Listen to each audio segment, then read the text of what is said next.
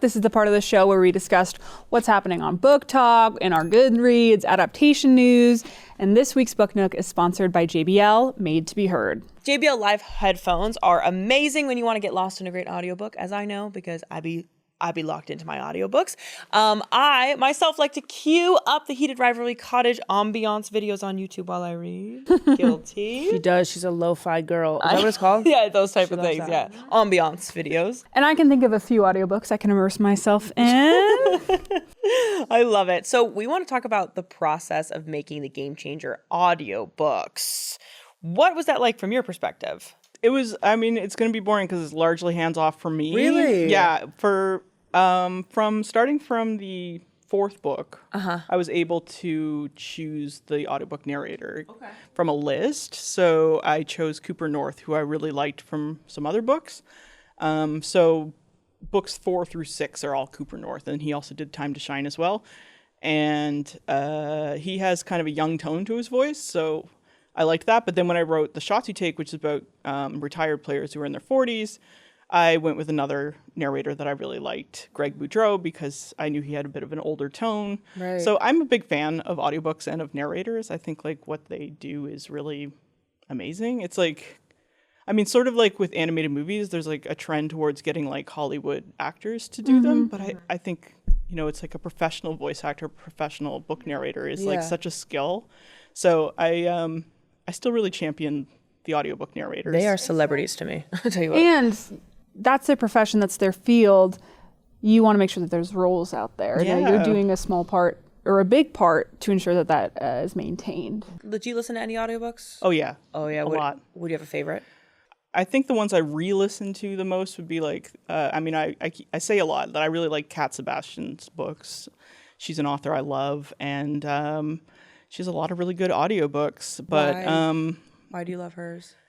she's a really great writer. She writes mostly male romance. It was pretty much all historical, but she recently wrote her first contemporary.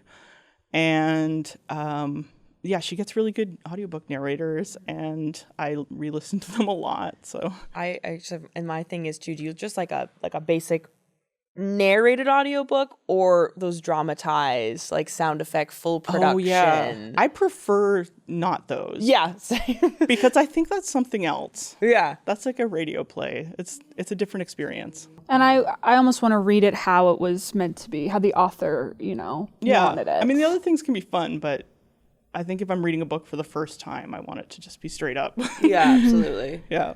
And what kind of books do you listen to read? All sorts of stuff. I do listen to a lot of romance, but not entirely that. Like right now I'm listening to Babel by R.F. Kuang. I've been listening to that as well. It's really good. It's very long. Yeah. I got stuck. I got to get back in it. For a very long time. Yeah. What is it, like 38 hours or something like that? I don't know. It has a lot of footnotes, so. Oh. Yeah. And they're all read as well. So. Oh. It has a lot of what? Footnotes. Oh, and okay. How does that happen? Yeah, basically, as soon as a footnote appears, cuts to the footnote narrator, who's a different narrator. Oh, that's a bit jarring. But they're kind of funny though. Like it doesn't take away from the story. Like they're kind of fun side things. Mm-hmm. I actually like it when it is with one narrator. Like I like when, I think it's such, as we're talking about, it's a skill when they add this slight accent and you're like, oh, I know that's who they're talking about there, or because of the way they've changed their voice. That's her boy voice. It's a skill. They're good at this. It's a skill for a male narrator to not have like a woman voice that makes me want to die. Yes. Yes. Which is one thing I like about Cooper North. I also really liked his Ilya accent, because that's another thing that can make or break something. So yeah, accents are important. You said that you got a list of names, could pick one out. Did you hear like an audition, or was it just kind of blind faith? I was pretty much just familiar with them already because I was such an audiobook fan. So, and I was just thinking about my book specifically because some of the narrators I liked, but I didn't think they had the right tone for these characters. Yeah. But I didn't know about any of their ability to do a Russian accent, so I was kind of like unsure. But right. But yeah, I thought Cooper North did a pretty good job. That's been recommended a bunch on this. Yeah. We need Brittany Broski. She recommended That's it why as I well. started it. Because she recommended it on the show. Damn, Ilona, we got to lock in, babe. It's good. It's really good. It's really good, but it's very long. Yeah. And are you reading that's one that's very much so talked about right now? Are you often reading what's being talked about on bestseller lists, or just sort of when somebody recommends it to you? I'm usually behind. Lately, I'm so far behind. Really? I've been very slowly reading books lately. So I'm usually not up on the bestsellers, but usually I get to them eventually. Because you read or listen to so many audiobooks, do you sometimes get scared of the ones that are too long? Yes. Because I want to be able to say I finished a book much quicker. So yeah, I definitely do. What's your audiobook listening speed? She's fast. But do you make it fast? Do you set it to a faster? Yes. Yeah. She's like 2 point. What are you? Oh, whoa. No, she's very fast. Oh, okay. I know it's probably not good, but I will say when I start a book, I keep it at a normal, a 1.3, 1.5 because I will say, when you start a book, maybe it's just because I've been listening to somebody now, I feel like the narrators are slowing it way down. They are going word I usually start at for word. 1.2 because it's definitely going to be too slow at 1. Yes. Absolutely. And that seems like a normal speed. I usually leave it there, but sometimes they're still too slow. I think the highest I go is 1.5, though, because then you start to lose the performance. Right. Yeah. Not for me, I'm telling you what. It's hurting your attention span. Do you ever do not finish a book? All the DNF? time. Really? All Do the that? time. I will do it on first page. I don't care. Really? I will do it on the last chapter. I don't care. I'll just, if it's life is too short. I will do that too, but you don't do it. No. She will finish a book whether it's time where it's I've gone 80% of the way, and I'm like, all right. I stop books at 80% all the time because I'm like, you know what, I get it. Especially, I've read enough to say I've read it. Right. I read a lot of romance too, and especially sometimes when the romance is just, it happens so fast, and then you still have so much of the book left, but they haven't properly built it out that I'm like, well, why? The first half is so heavy. And then I'm just kind of, what am I reading at the end? Yeah, pacing is extremely important with romance. You have to know when that moment is to have them kiss for the first time or whatever it is that you're doing. It's because if it's too soon, you got a lot of book left and maybe nobody's interested anymore. Yeah. But if it's too late, they've lost interest before it happens. Yeah. Olivia was just talking about it in her book. She's like, barely in, they've already done P and V. She's like, what are we going to do? I'm like, Okay, what's left? Wow. What are we doing? How do you know when the right moment is? You're just kind of like, fine, I'll give it to him. Yeah, I think you have to just feel it. I've definitely thought I had the right moment, and then I changed it later because I was like, nope, this is not. I mean, I think a famous example from Heated Rivalry would be the tuna melt scene, which people were very frustrated about on the show and in the book, because Shane leaves at the end of it. Originally in the very first draft, he didn't leave, but I was like, no, he needs to leave. It's not time yet. It needs to leave. So I know it's frustrating, but I think it was worth it in the end. It keeps you hooked in. Yeah, if he'd stayed, it would have been not as interesting. Yeah, the payoff is better. So I try to tell these two, they get really bad secondhand embarrassment. When reading or watching something, they'll close their eyes, they'll fast forward, which I think is, no, the author did it on purpose. Well, you need to experience it as they wanted it. Books are different. You got to drag them through hell. Books are different. For me, it's when I'm watching it on a screen, because it's, when I'm reading something, it's in my mind, it's whatever, I can make it to how I want it to be, but it's also, it's less literal almost, of seeing the expression and seeing, I have such a problem. And the 10-second button has only made it worse. No, it's bad. Adrianna, the payoff. Come on. Okay, Miss 2.2 over here. I'm experiencing everything though. Definitely the first time I watched any footage of Heated Rivalry, I had to really psych myself up to press play, because I was like, I know it's probably really good, but I think it's gonna be so weird to watch. Right. And it was, but it was also just so satisfying and such a delight. Did you do it alone, or did you go into the edit? My husband was with me. Okay.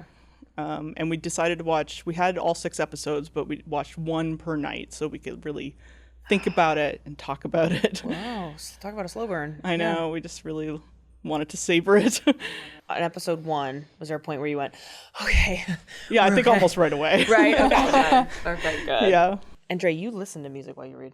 Yeah, I think it's just because our house isn't maybe the quietest. Oh. And I grew up such a bookworm that I was reading whenever I could, that I was used to loud environments, and almost putting on music and putting in headphones was less distracting than voices. Yeah. So I still love it to this day. I'll throw on Spotify all the time.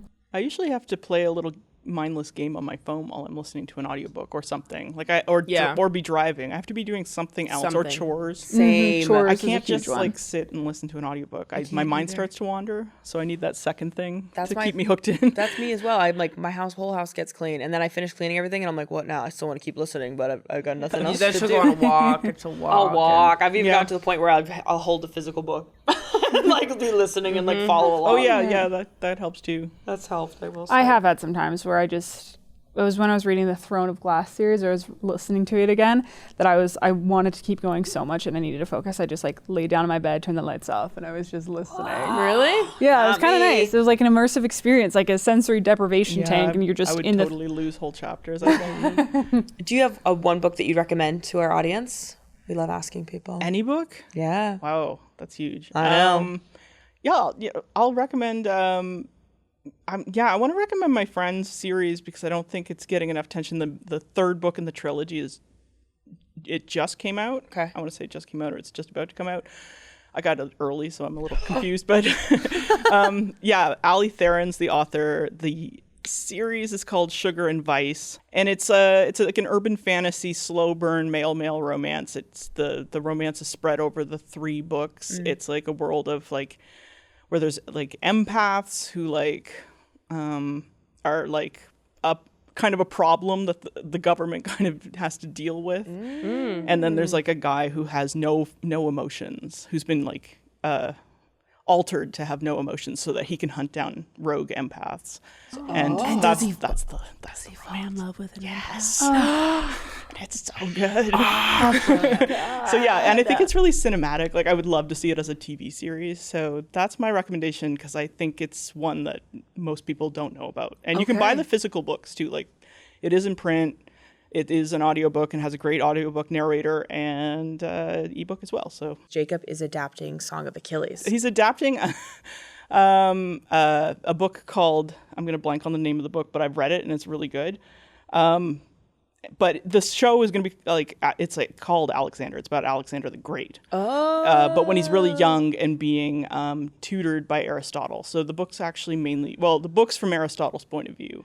I'm not sure if the show will be that way or not, but I have read some of the scripts and they are amazing. I feel like it was more Alexander focused, but I can't remember. Okay. But yeah, it was so I'm really excited about that. But I know people have been saying they want to see Jacob adapt. Okay, that's what it is. Yeah, that was That's what definitely it is. going around the internet pretty hard. And you're down for that. I would be down for that. I'd be down for somebody adapting it because I love that book. I love Circe, the other book. That series is great. But yeah, Jacob's Alexander series is going to be amazing. I'm so excited it's getting made. Anything he does is brilliant. I'm a huge Letterkenny fan. Yeah. And so when I first heard the news of Heated Rivalry, and then I didn't know that Jacob was the director of it as well. And I go, the gay pastor,